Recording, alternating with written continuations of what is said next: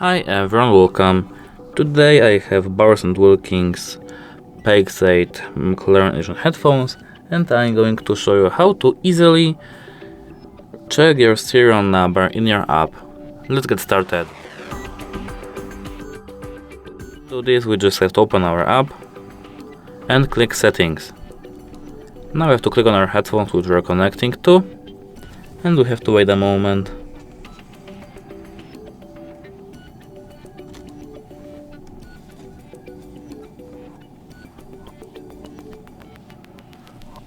Now we're connected, so we have to scroll down until we see product details. We have to click on it, and our serial number is over there. That's it. Goodbye.